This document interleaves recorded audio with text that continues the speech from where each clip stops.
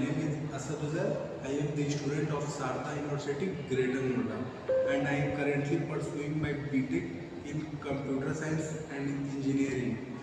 Um, and my paper title is AI-based traffic control management using computer vision and machine learning.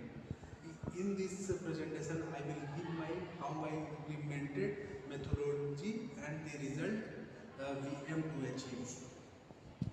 And my paper ID is 398 and track number is 006. So now comes to the problem statement. Traffic congestion is one of the most challenging in modern urban cities. Now most traffic signal is still operate on fixed timer, meaning they give green signal even when the lane is empty and don't respond to sudden changes such as peak hour event or emergency.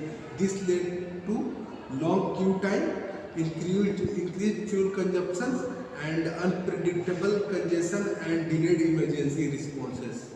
Come to the proposed solution. Our proposed solution is basically an AI-based traffic control framework.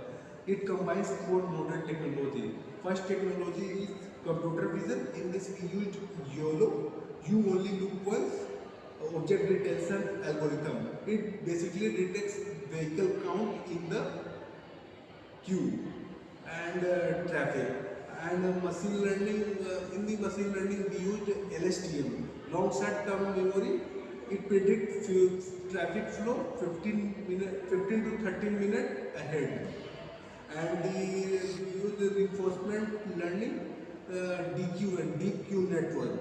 In this, it automatically learn the best signal timing to reduce congestions.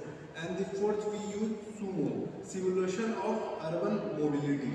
A traffic environment to test and evaluate this system. Together, these modules enable the traffic signal to adjust itself in real time, minimizing waiting time and preventing congestions.